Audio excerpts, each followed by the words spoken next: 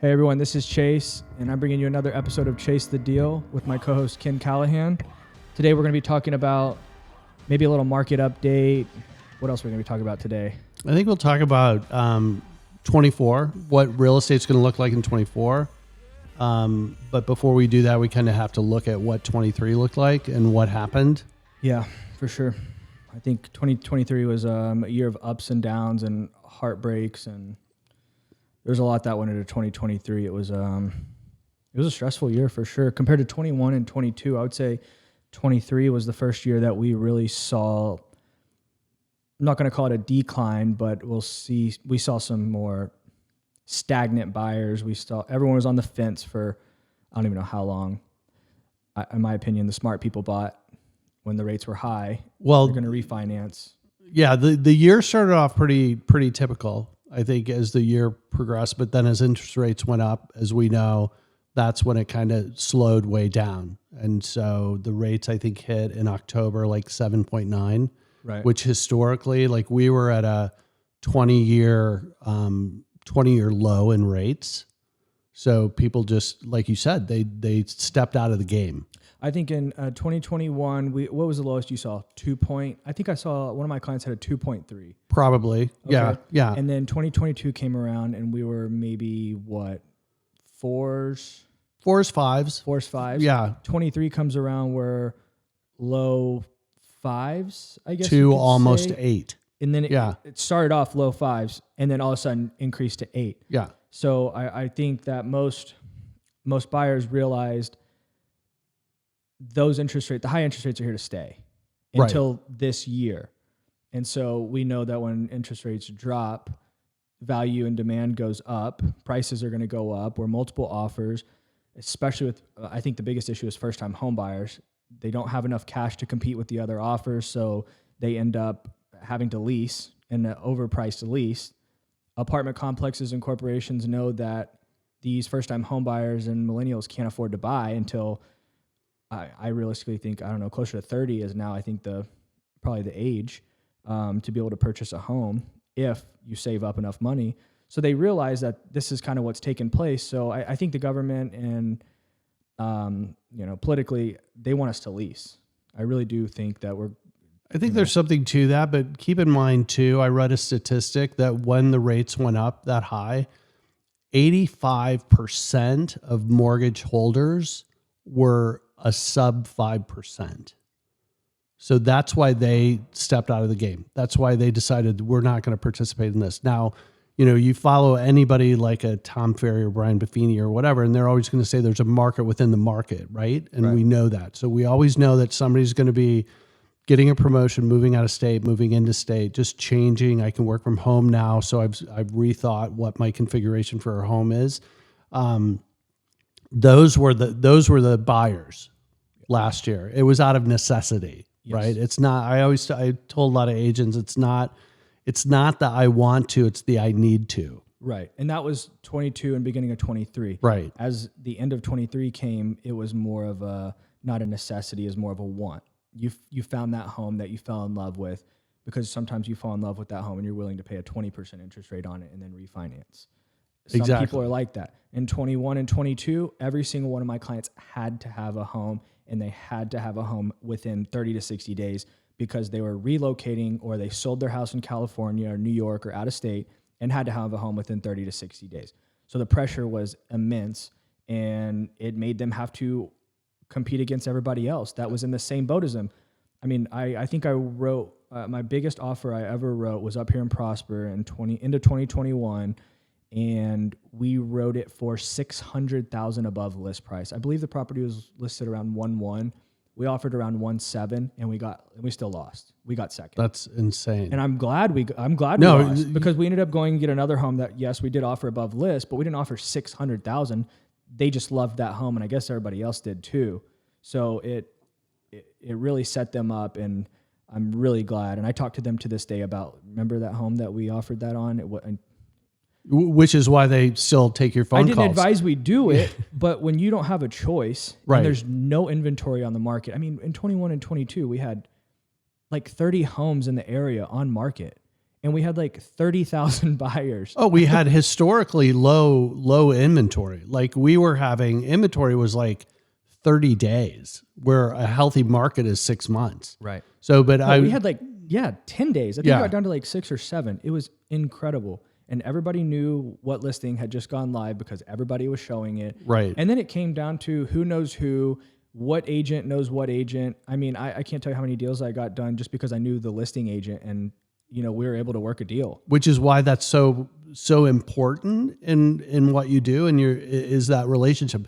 Everybody thinks about like real estate agents, the relationship part of it is between you and your client, but I think a lot of the the relationship, like you said, is between other agents. Like play nice with each other, work well with each other, Right. in order to get the deal done. But back to that, the 600,000 over, like you and I both know a story of a guy that paid like, it was what, $900,000 house that he paid 1.3 for. And then 2 years later, he wanted to get his 1.3 out, Right. but it was back to just barely $1 million. Yeah. You know what I mean? So that's where I kind of held my breath during that time, because I'd hear all of these stories of these people going, oh, we're going to waive inspection. We're going to do this and we're going to do that. And I'm like, it's not worth it. Right. Do you know what I mean? And, there's a statistic in 2022, I think, that like 80% of the people that bought during the pandemic had buyer's remorse. They didn't even like their house. Right. But they just got caught Because up they in just that bought a house emotional. they just bought a house that they could get into. They didn't That- love it. yeah. I would say, yeah, you're right. 80 to 90% of people who bought in 21 or 22 didn't even love the home. They just needed a home so bad that we had to get them in that home Yeah. and do whatever it takes. Now they're still in it 2 years later, 3 years later, because they're still a little upside down, and and they rates paid are high. over. Yeah, they paid over. Rates are now Rates are high. higher. So now they're not going to move. But this is what I'm telling people too about sitting on the fence. Like we have all of these fence sitters right now. So the feds, it's said that they're going to lower the rate like 6 times this year. Probably not before, I'm guessing 3. probably 3, but I don't think it's going to start until Q2. Yeah, March, April is. Yeah, March, April is when Guessing. it's going to go. So we still don't have a surplus of inventory. Right. Okay, so we're going to move rates, and then what's going to happen?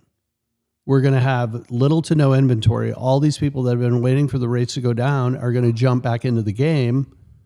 Well, the 5s are the new 3s. Yeah, So now everybody that understands that sees 8s and 7s, now that we're, FHA, I've got a couple clients, FHA, that are high 5s right now, 5.75 to 5.9.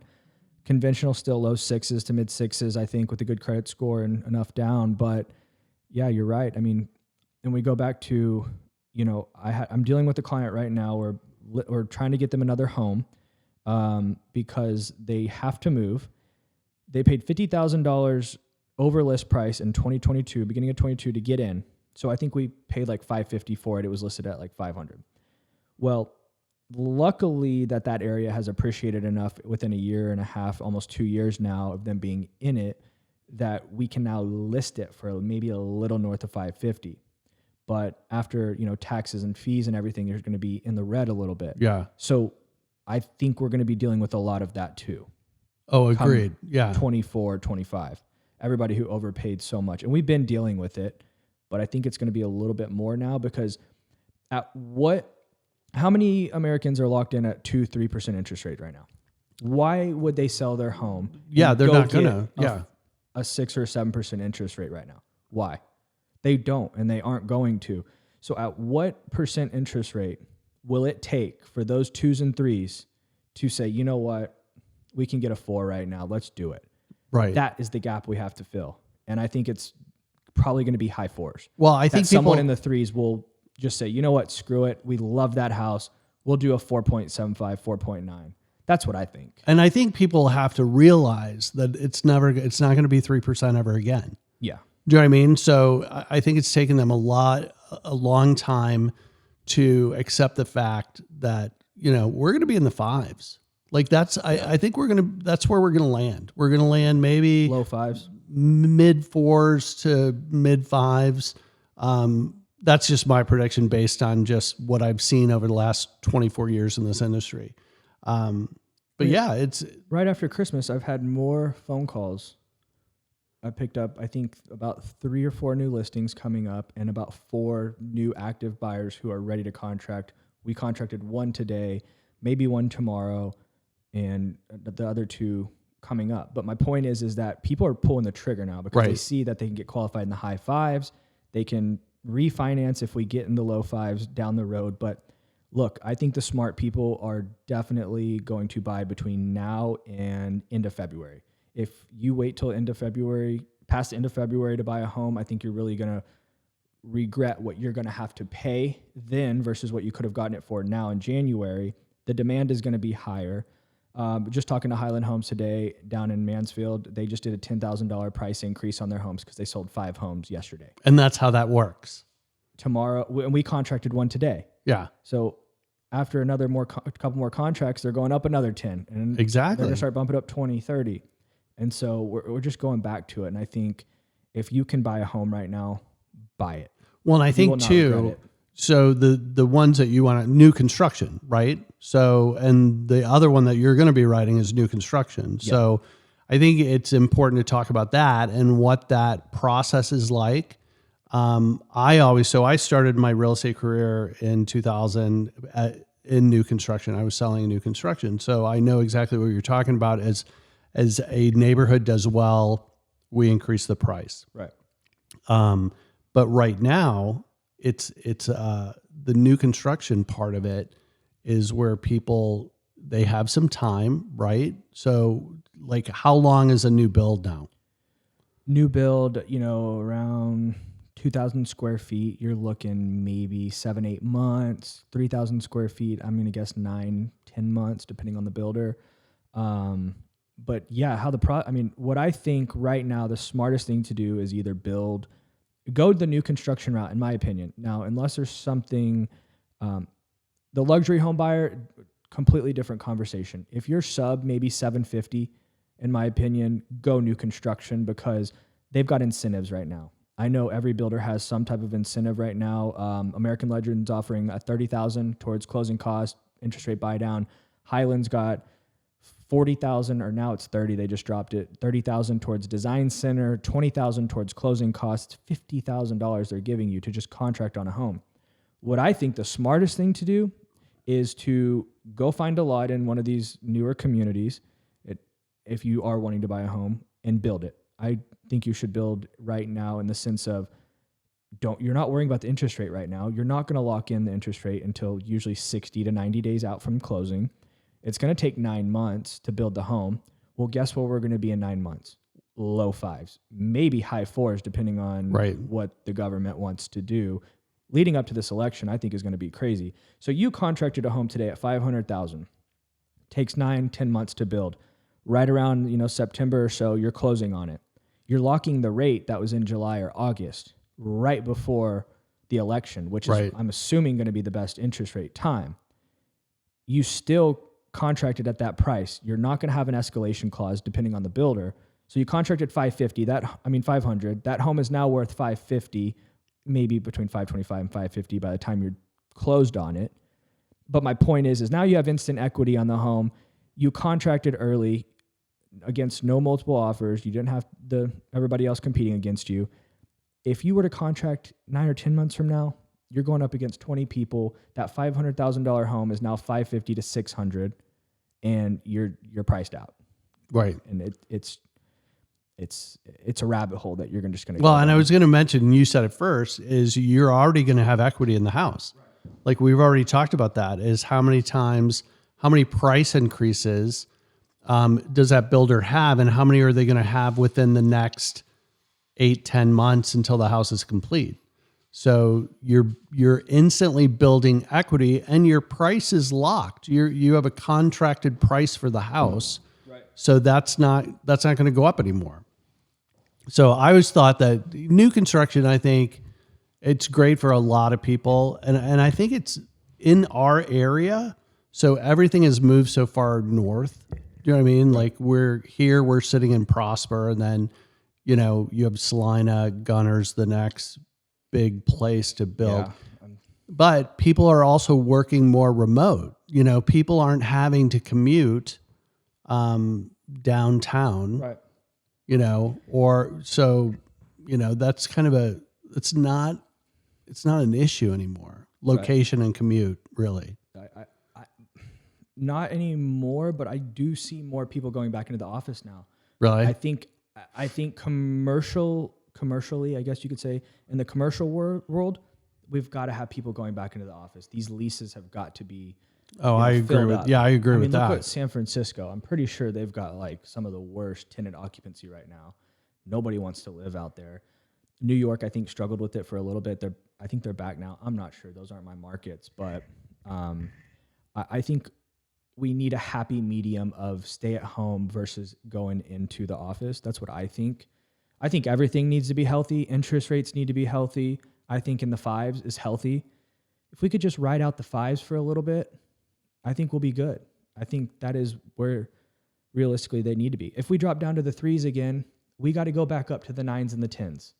Yeah. So why don't we just ride it out in the middle for a while until we get this market figured out and this debt we have? That 3 was unprecedented, though. That I really don't think we're ever going to see that again. Just the way that things are going, and then you have to think about the home values. Okay, so the home values jumped during the pandemic because of basic economics, right? Supply and demand. We don't have enough houses, so the value of the houses go up.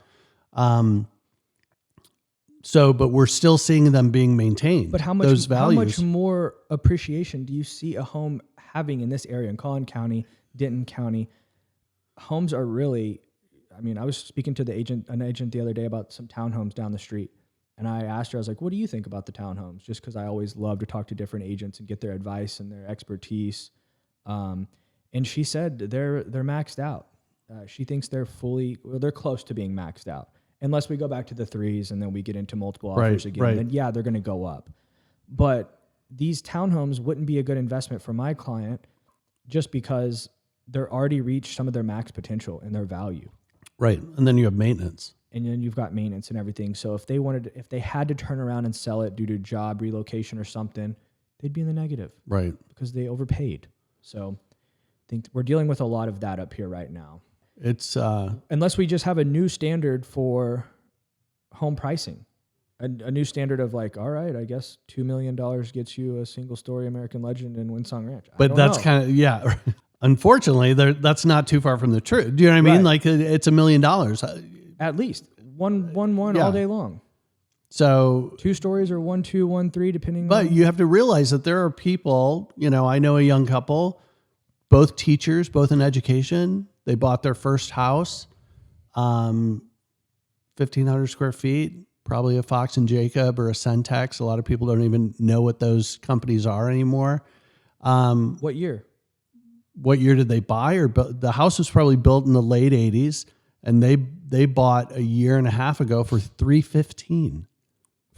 That's a starter home now. When I bought my house 29 years ago, starter house was $90,000, $85,000. Where did they buy it? Over in Keller. So that's Really? kind of, over in Keller. So wow. You can find the 3s. I've got a client I'm helping trying to find the 3s right now. You got to go west, you got to go deep south, and you got to go far north. You've got to go to communities that are not in high demand. So Carrollton, you could find them in Carrollton. Yeah. I think Carrollton's not going to get new. No, you're not going to get new. I'm talking about new construction? Well, I'm just talking about newer home built 2015 plus. Right. You got to go far. Hard pressed to find that. Yeah, it's all middle of west, yeah. north Fort Worth. You know, we're looking Hazlitt, Rome, Weatherford, even west of there. I mean, it's just crazy what's going on out there. Well, you were talking about that because you were showing over in Rome the other day, new construction. Yeah. And that whole area, you said probably will be the next Prosper, just the way it's growing. It's a great location because it's... I don't know if it'll be the next Prosper Salina, but I mean, it is growing out there next to Texas Motor Speedway on 114 out there. Well, you got to think though, that's to Fort Worth as prosperous to Dallas. Do you know what I mean? So that's like a north. Yeah, what would that be? A northwest northwest Fort Worth suburb. Yeah. So, yeah. I mean, those areas are all over. Yeah, but it's pretty wild. So how would you say you've navigated through, we'll do a little pivot, navigated through 23, and then what do you see happening in 24 for you personally, your business? Well, I think for me personally, I think everything I did in 2021 and 2022 set me up for 2023. What I did in 2023 is you set up for the next year. Right. You start to build that pipeline for the next year. So a lot of 23 was done in 22. And whether it's new construction or just sticking to the basics. And I think a lot of agents live in the moment and they're not building that next step. They're not setting themselves up, I guess is what I'm trying to say. They're just living day to day, hoping someone calls, a buyer or a seller. That's going to get you absolutely nowhere. So I think I just like to set myself up so that whether that be, taking clients gifts or, making calls, relationships. This is a relationship business. Try to generate as many contacts as possible, whether it's a former client or a potential client. You just always have got to be talking to someone because the most random people you talk to will lead you to some sort of deal. I promise you. It's just like you got to speak it into fruition. But yeah, to go back, I think 2022 set me up for 23, and I think 24 coming up, I've got a lot already contracted in the pipeline for 2024, but I've also got to do those things in between to keep going every day and not lose focus. I think a lot of agents get distracted on other things like going out at night and, maybe especially the younger agents, no offense to them, but I see a lot of the younger agents going out on the weekends and it sets them up for horrible open houses on the weekend. They're hungover and they don't want to do anything. And I can't tell you how many times I see that lately, but I see a lot of new agents that think that just because I'm posting on social media, that's gonna draw people to me. And you might get one or two that way. Absolutely. But what you said about the relationship part of it, and I've witnessed this because I've known you for a couple of years now, and I've watched your career build. You are great at making that connection with people. You're not afraid of people. You know what I mean? You're not afraid to walk to the other end of the bar and strike up a conversation with a perfect stranger. Right. Do you know what I mean? That leads back to real estate. So that's the thing that I think people in this industry, sometimes can't get out of their own way. I think the minute you meet someone or talk to someone, don't let real estate be the topic. No. Yeah. You need to let them ask you what you do. And then if you want to talk real estate, that's fine. If they care enough to talk to you about it. But what I like to do when I have conversations with other people is I like to get to know them. I like to ask questions about them because it's not about me, it's about them. And I like to generate that relationship because I truly do care about other people and I want to know what's going on in their lives. Are they going through something? How can I help? Right. If it leads to a real estate transaction, that's cool. But that's not what the whole point is. The point is that if you focus on the money, it won't come. If you focus on people and their relationships, the money will come. It's natural. That's what I've always said. I know it's cliche, but it's so true. It's all about service and you're doing something for other people. And that's where I think for the longest time, real estate agents got a bad rap because when I got into it, I was like, why would I want to become an agent? I don't even like agents because I was in new home sales and they mostly would come in and screw up a deal that I already had with their people. Right. Again, going back to they can't get out of their own way. But the agents that are in it for themselves, okay, they're the ones that struggle. Right. But I still say to newer agents, to sell is to serve. Service comes from a place of humility, right? So like you said, you get to know them, you get to know what their needs are, who they are as people. And then, the number 2 question people, so what do you do? Oh, I'm in real estate. Right. Oh, well, we are looking to buy or we're looking to sell or yeah, we do this, but we have this person that we have used in the past, but we're not married to them. Do you know what I mean? It's just those conversations. In the conversation talking about you. Yeah. That is 100%. always ended on them. so that you left knowing that you were talking to them and like it was about them, not you. Yeah. Because then it makes it look like you went up to them to talk to them, and you Like wanted you had them, an agenda. yeah, there was an agenda and a plot behind it that you wanted to talk about real estate, and then you in the conversation about real estate, you didn't get anywhere. And Yeah. it's just it And then you start blowing up their I phone. can't. And then you text them the next day, dropping your card. It just doesn't sit right with me. Yeah. So No, I don't like to do that. But that's good though. I think you know, the number one question I get, I guess you say, is like, how, like, what am I, especially younger agents, because I really do I will pick up the phone and talk to new young agents that just got their license and talk to them about how to get started and what I did.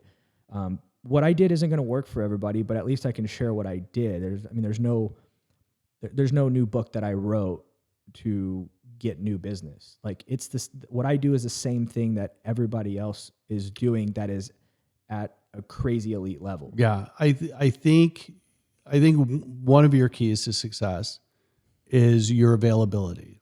Okay. So, and people ask me all the time because they know you and I have a relationship. They go, how does he do it? I go, he does real estate 7 days a week. Now, that doesn't mean you're out schlepping people around in a car looking at properties, but you're on the phone, you're making connections. Sometimes on a Sunday night, you'll be out in White Settlement writing a contract. Do you know what I mean? Yeah. And I know a lot of agents that won't do that because that interferes with my family time. Well, and I thank my wife for that, because if I didn't have the, you know, if it didn't sit right with her, if I didn't have, it'd be tough. it would be tough. Yeah. Because if Carson's like, why are you never home? Why are you out tonight? My wife wants their husband's gone 24/7 working. Look, it's not all about the money, but right now, her and I, we don't have kids. We have the schedules to where, hey, she can come with me. If she wants. Well, half the clients, she knows. yeah. So sometimes she'll come along for a showing and she loves it. I think she should get her license, or maybe not. Just send me the leads. Right. I think it'd be better. Just give her a referral. I'll give her, as if she doesn't already get all the referrals. Yeah, but you're building your future though, too. Yeah. You're not that many years into it. Your partner has got to be on board with you getting into real estate and you being gone, because I promised you for me, I just finished 3 years in real estate, and January 1 was 3 years, going on to year 4 now. But all 3 years, I've worked insane hours, done insane open houses. I mean, just last weekend, I did an open house from 1 to 5, and about probably 15 to 25 people came in on a $1.5 million home. I knew that I needed to be there from 1 to 5 because for some reason, I don't know, I just knew that some people wanted after football and then some people wanted after church. So I've got to be able to offer both. Right. And I think some agents care too much about football season right now that they won't do an open house during the Cowboys game. Nobody loves the Cowboys more than me, but if I have to do an open house during a Cowboy game, I will. Yeah. I'll watch it on my phone when someone's not there. Put it on in the house. Yeah. But you work up, you know, the goal as an agent, in my opinion, and I guess time will tell with me when I'm 50 years old, will I still be doing open houses? I might be. The ones, you know, if I want to do one, I might do one. I don't know what I'll be doing when I'm 50, but you have to set yourself up to when you are that age. You don't have to do open houses anymore. You got enough, you know, you worked so hard early on that you've got enough invested to where you are just spending time with family, kids, grandkids. And I think that's what's important to me, is for me to just work my butt off right now, whether that's 10 years, 15, 20 years, and just work with, and, you know, until maybe wife says, calm down.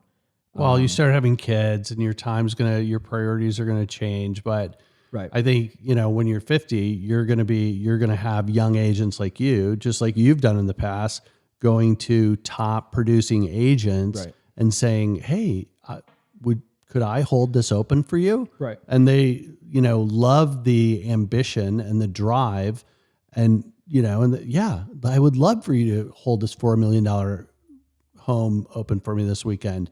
Do you know what I mean? Yeah. That's going to be the same thing that's going to happen to you when you're in it for 30 years or 20 years or whatever. And I think over this next year or two, I'll be developing, maybe make a team or have, you know, one or two with me that operates close to like I do. I know nobody like operates the way I think some do, but you can't afford them. Yeah. And why would they want to come work for you? So you've got to offer some type of value to get those elite agents to come work for you. Right. That's another topic that I see most teams and team leads aren't offering their agents enough value, and their agents on their team start to sell more than them or close to their numbers, and then they leave. Well, yeah. What is holding them there? We can talk on a whole nother podcast Yeah, about that'll be teams another- and what because I've seen it. When I became a realtor in 2004, when I got licensed, I went and worked on a team in South Lake. We were the number one producing team for the brokerage, and the brokerage at the time had 21 offices. We were kind of a big deal in the day. But there's a lot of dysfunction that happens in the team. That running a team it's an art. Yeah, we can talk about that at a different time. But I could, I'm yeah, pro yeah. teams. Well, why? Just offer. You just got to be able to offer. It's got to be value. It can't always be about the team leader and them making money. Right. So that's what But I could see you. I could see you running a team one day. But the thing is, I think getting to that point, I always tell people, like, if you want to do a team one day, find somebody that you're compatible with, that you can, partner with. Start with a partner.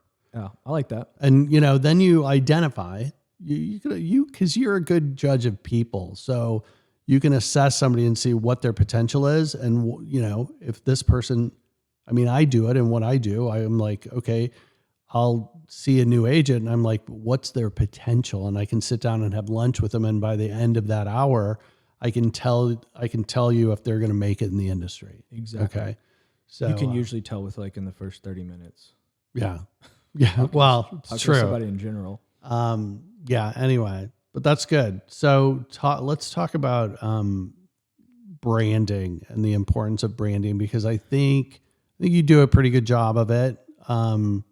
Merch, you do some good merch. Yeah, I think branding's a really good, and it's hard. I think agents like to make a name for themselves, or they like to wait till they get to a certain volume or certain level till they start branding themselves. Personally, I think you need to start branding yourself immediately. Like right when you get in the business, you really need to figure out what is your logo, what is your brand image going to be, and go with it. Yeah. Who are you going to be? Yeah. Who are you going to be? Right. And you kind of established that up front. It took me about a year to really. And you're like, you know what? I understand. want to be that luxury guy. Well, I want to do luxury. Not saying that I'm not going to do a 300 in Mesquite, because I'm going to do that too. Absolutely. Because that pays the my bills. My first 5 deals were $100,000 deals in Balk Springs. Well, and you still do leases. And I still do them. You I'll do still leases do it. though, because that lease person is going to have to buy a house one day. Well, I'll do it till I die, just in the sense of, look, they need it. They need help. See, there's and what, like, you just don't know. Like, I it can doesn't tell you matter. there's $130,000. I sold a house. My very first or second home I sold was $130,000 in Balk Springs. I thought I needed my gun on me the whole time. Sweetest people ever. They led me to about $2 million of other deals within their family. right. And most agents, in my opinion, actually, I got them because another agent in my office didn't want to go to Balk Springs to sell the house. That led me, like I said, to another $2 million worth of deals. But my point is they really needed to sell their home because they were in some financial trouble. And so it was way more than just selling a home and getting the commission check. It was they needed it. And it feels different. It feels good when you sell a home like that to somebody who Right. actually needed Well, you're help. solving a problem. They needed your expertise to help them get the most money for their home as possible. You cashed them out. They closed and saw how much money they made on their home. And that's what's fun to me. It's not about the next deal and the next deal and the next check and the next check. It's like you got to think. Well, you do the right thing, and it always comes back to you in agree. some way. 100%. But what was the question? No, we were talking about branding. So Branding, yes. like TikTok. I saw you had something on TikTok the other day, which I was impressed with. Gary Vee, the big marketing guy. Yep. He says, it's the TikTokification of society right now, that is the platform that everybody's going to. It used to be, but I don't think there's any one platform. I think branding and social media is all in the same umbrella.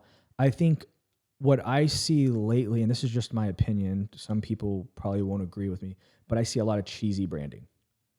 I agree with you. I think 60 to 70%, and some may call my brand cheesy. Like, hey, you have your opinion, but I see a lot of, I call it cheesy, and it just does not look professional in my opinion. So I think you need to really, especially new agents getting into the business, because as you mature, you might start to think, was that a good idea for me to start my brand of with a puppy dog in a house as my logo? Yeah. And then you grow and mature and you're like, what in the world was I thinking? So I think you really need to stay.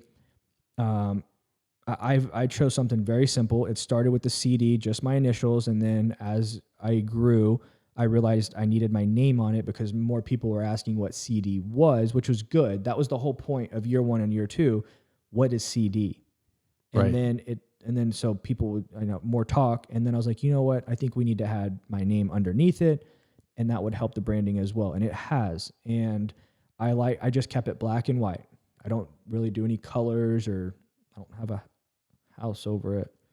Or a key, or a key, or a big key. Yeah, big fat key over it. Yeah, I think that's. I like I said, there's nothing against it. I just don't like. It's not professional. I didn't do a rooftop or a key. But I think new agents, or it doesn't have to be new agents. It could be any type of agent. You can always rebrand. Did you consult somebody when you did the CD, or was that just something that No, you I knew kind of what font came up with? And then I had my marketing. They blasted it out for me, and I spent 6 months probably really figuring out what sizing and what font, and I just wanted to make it the best I could. But you're a big attention to detail guy on your own. I was joking with you. You're a little anal retentive sometimes. For sure. There's a touch of OCD, which I think same here. So you use that for good. But no, it's a great logo. I like it. I mean, like I said, some other people may not like it. It fits me and what I'm doing right now. And so I'm going with it, and I love it, and that's all that matters. If you love it and you love your logo, go for it and own it with confidence. I think it's all about the confidence, and it's all about and the newer agents faking it till they make it. Now, Let's talk about that a little bit, because I think fake it till you make it is like taking it, in my opinion, and this is kind of, it's not harsh. It's just, I had to fake it till I made it as well. Like, everybody has to do it, and everybody has done it, even the ones at the top.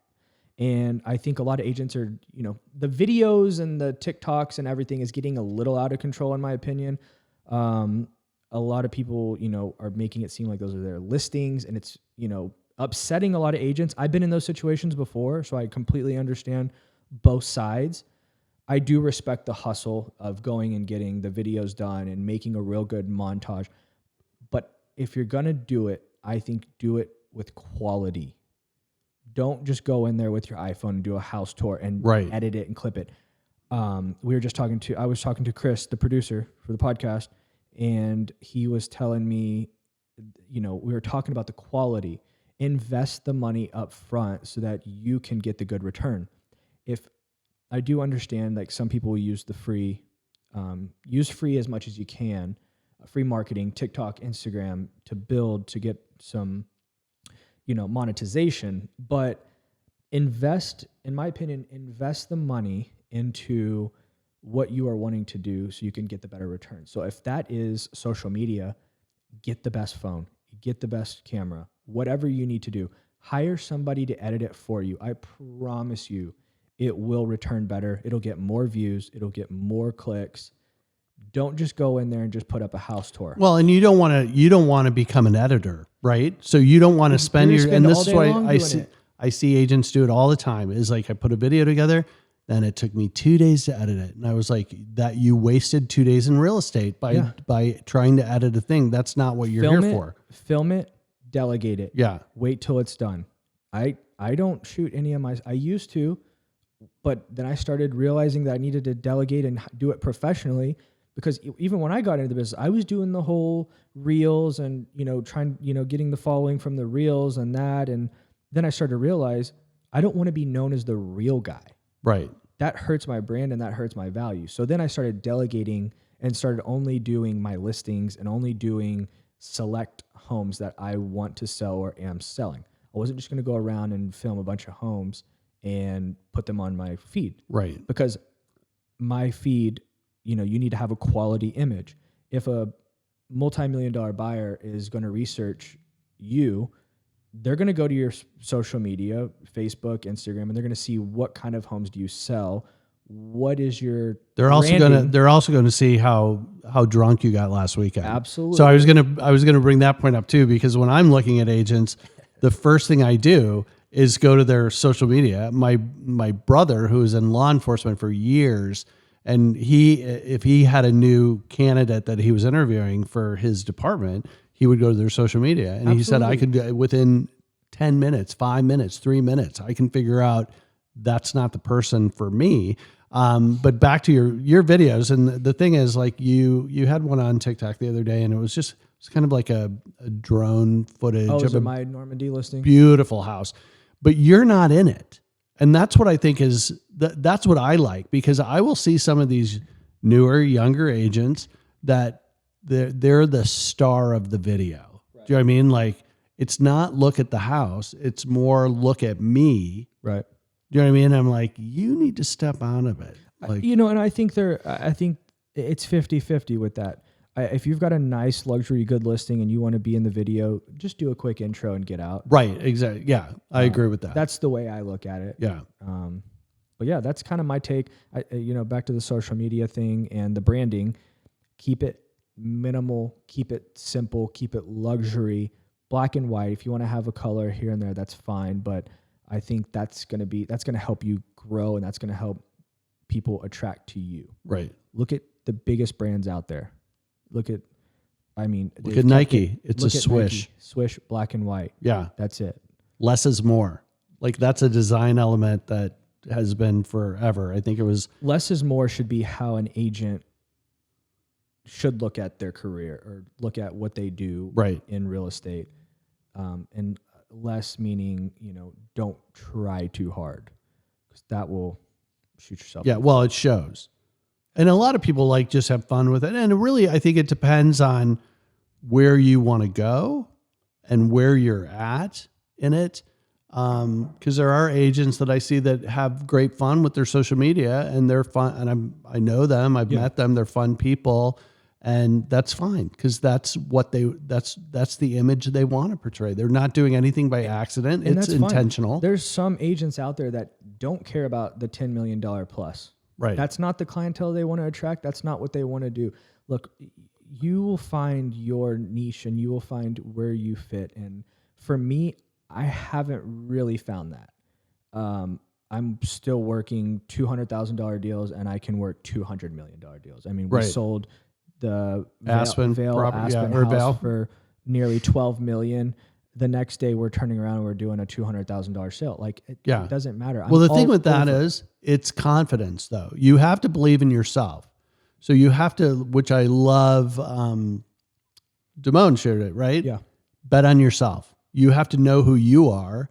And that's where you have to have the confidence to do that, because as a new agent, and just touching back on the fake until you make it, when I was a new agent, everybody said, well, my branch manager would say, no, people are gonna ask how long you've been in real estate, and so you need to tell them that you've been in it for 5 years, because you were in new home sales, and that's really real estate and this and that. And I was like, well, I've lived in a house my whole life, so why don't I just say I've been I in don't it think since lying birth? lying to them will never get you anywhere. Be honest with them, and I think the more honest you are with your client, the more confidence you have. Now, don't be cocky. Right. Well, there's a difference between and people get that confused. Yes, very easy. Absolutely. And some would probably think that I'm cocky, which I understand, but then they get to meet me and I think they understand who I am. And it's just, sometimes I'm more confident and passionate about things. And that could be taken the other way. But my point is just be honest with the client and be confident and show them your knowledge. The knowledge and expertise of something outweighs how long you've been doing it. Right. I mean, like I said, there's 20, 25-year-old veterans in this industry that still don't know property taxes or just some of the littlest things. It's about, but yet an agent in year one knows everything about that neighborhood, what the last home sold for, what is coming up on the market, because they know every agent that lives in the community. that is what I believe is value. Right. Because you have to have that competency, Right. no matter where you're selling. Like if you were in Mansfield today, you were in Rome the other day, so you have to have that competency of the area where you're selling. So you research that and you find it. I hear people say, well, my license is Texas, so I can sell anywhere in the state of Texas. And I'm like, well, you may not have geographic competency in Austin, Yeah. So, and I know you've done where you've found a great referral partner Yeah. when you have stuff that's outside of your, and that's a great going back to the Well, relationship that's what I want thing. my clients to know is that I have a partner in every major city. Yes, I sell Dallas Fort Worth. If you want to buy in LA, Beverly Hills, I have a partner out there. If you want to buy in New York, got a partner. Aspen, Vale, just did it, partner. Right. Miami, have a partner out there. So there's nowhere, even internationally, you want to go buy overseas, we've got partners there as well. And I think that's another conversation and that's another topic that agents getting into the industry need to network with other agents, not just in Dallas Fort Worth, but all over the US. I just got, I think, 3 referrals from out of state this past month from agents out of state that either knew me or followed me on social media. And I'm now their referral partner Right. from where they are. Well, and that goes kind of back to brand, right? Because what they Exactly. saw they liked, it made sense to them. And so why not reach out to you? Absolutely. And so I think agents networking and meeting other agents, and don't burn bridges and, get into it with other agents. It's It will too get small you an industry. Nowhere. I mean, I can't tell you how many times I've seen agents get into arguments and stuff. And it's like, what happens when you have that next buyer on their listing that has 20 offers and your offer was the best? Just saying. If you're difficult to work with, you might be on the list. So and I see that happen all the time where I just will not work with that agent. That agent is impossible. They don't, so yeah, that's tricky, but that, that goes back into the relationship bucket again, is having these agents in different locales that can help you out, Right. Yeah. new home sales, having relationships with those on-site people. That's I think blessed that's me so, more than, I can't tell you how much new construction has blessed my business. Not just new construction, the sales reps at these builders that I have made relationships with, that they know my extended family, they know Right. my wife. It's more than just the sale. It's a future relationship with those sales reps. Well, and if no they matter know what communities. Yeah, if they know you're looking for something and something falls out and they give you a call and say, "Hey, Chase, I know that you were in last week with so-and-so, and I just got that back on the market." The best story I have with, knowing a sales rep very well and being on their good side, in 2022 is the beginning in Prosper.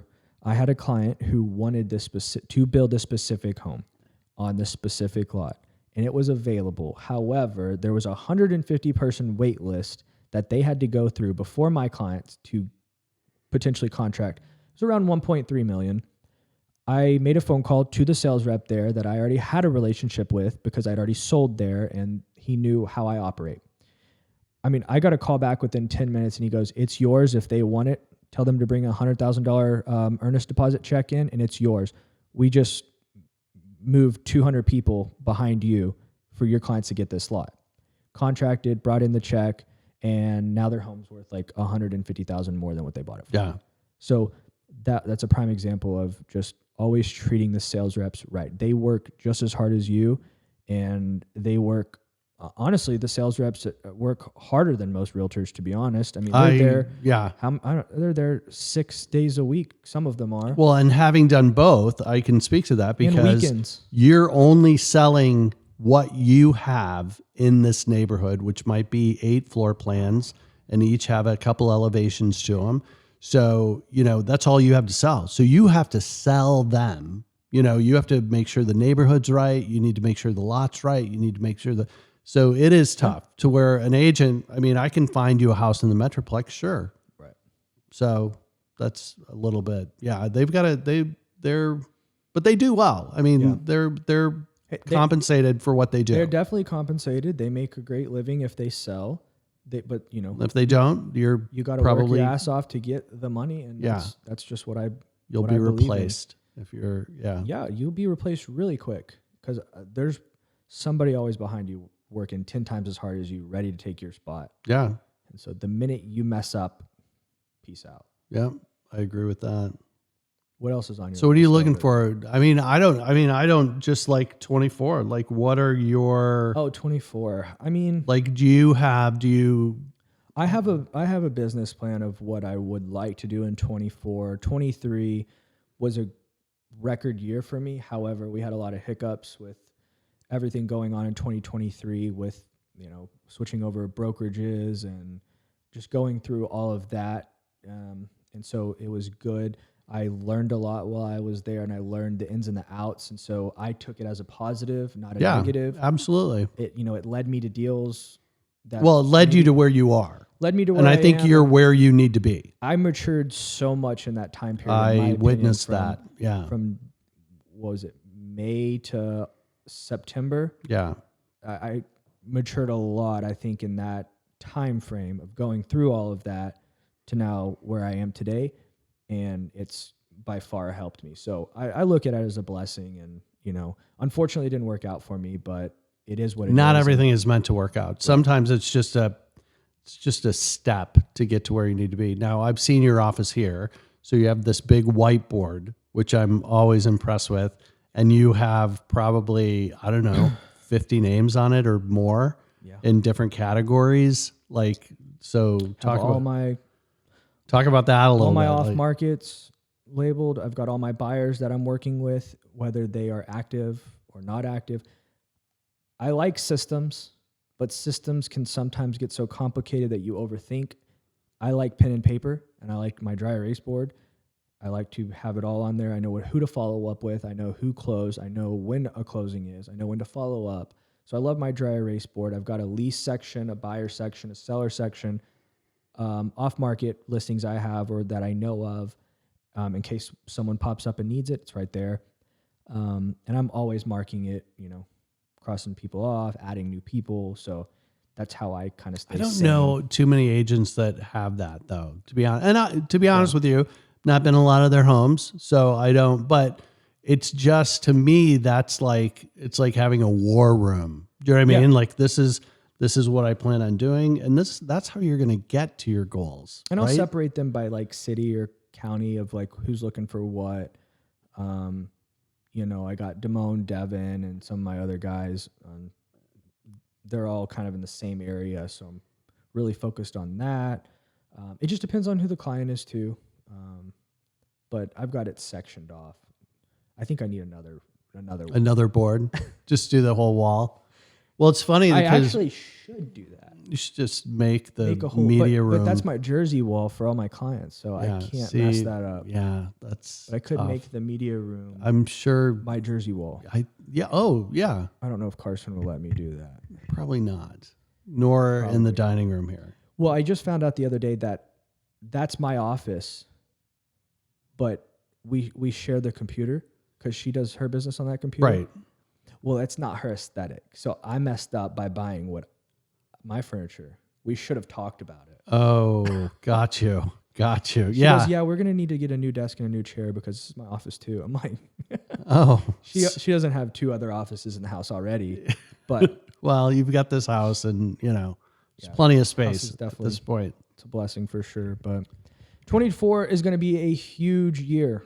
I'm telling you, it's going to be huge. It's going to be back to 2022, maybe a little 21. We're not going to see the same rates, but I think we do see some of the close to the same demand. I think so too. I think it's going to get really, once the rates drop down, I think it's going to get a little scary again because I think we're not going to have the inventory that we need to have to support it.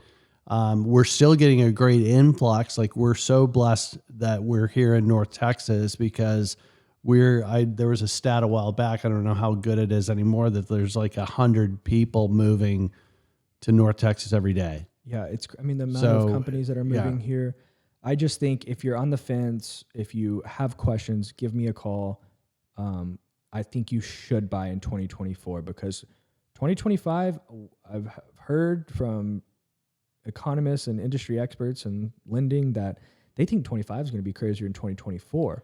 The I've heard problem that is, as well. is that if you don't buy now in 2024, you can't afford 2025. Right. You might not be able to afford 2024. But you have So to get in the really game now. can't You have to get afford in in now 25. because you're right. 25. If you don't get in now, I mean, just we can see the timeline. When is the next opportunity for you to get in and buy a home? Right. So say you go lease a home, okay?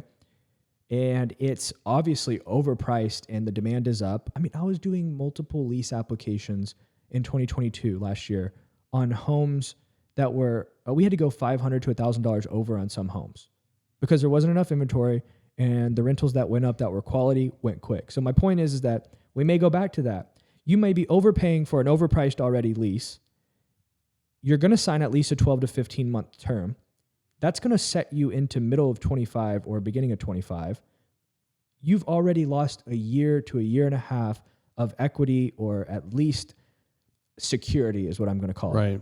You might not have a lot of equity, but you have security knowing that you don't have to go find another lease the next year, spend all that money on moving, spend, more security deposits. So get in the home now. I promise you, it's not going to be the most perfect home. You're not going to buy the most perfect home right now. There's no such thing as a perfect home. Well, that's a lot. Like better things ahead. 24 is going to be a great year in real estate. 25 is going to be even better. You're in it for the long haul. So people, I think, if anybody wants to be walked through the process, you're available. Reach out and you'll talk them, whether it's new construction, whether it's pre-owned. Absolutely. Just send me a DM or email me. We'll put it in the link to the description. Make sure you subscribe to the channel. Absolutely. Share it with friends. You find value in it. Really appreciate it. But that concludes. And the next episode, we're going to have a special guest. So make sure you follow the page to be watching out for who that will be. And we look forward to the next one. Yep. It's been good.